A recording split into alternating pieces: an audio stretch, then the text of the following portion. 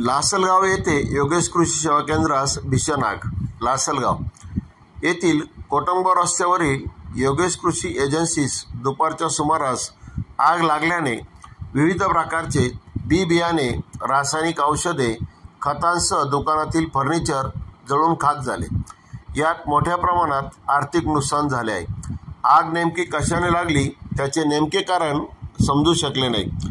कृषी उपयोगी औषधे, कीटकनाशके व खते विक्री करणाऱ्या दुकानास रविवारी दुपारी 1:30 वाजेच्या सुमारास अचानक आग लागून या दुकानात असलेल्या सर्व मालाची राखरांगोळी होऊन संपूर्ण माल आगीत भस्मसात झाला.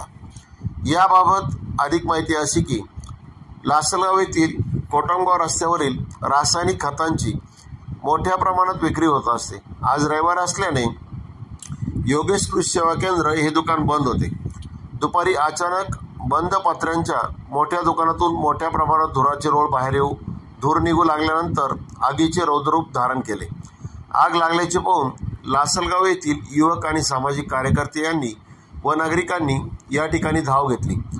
डी.के. जगताप, निरंजन ट्रान्सपोर्ट लासलगाव, कृषी उत्पन्न बाजार समिती लासलगाव यांच्यासह विविध नागरिकांनी स्वतःच्या पाण्याचा टँकर आणून येथे आग विझवण्याचा मोठा प्रयत्न केला.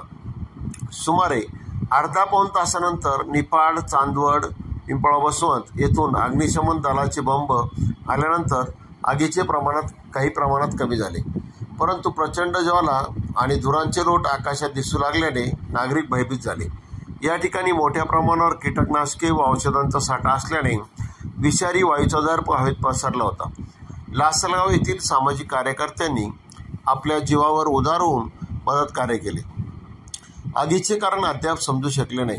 तसेच आर्थिक नुकसानीची आकडेवारी कळालेली नाही.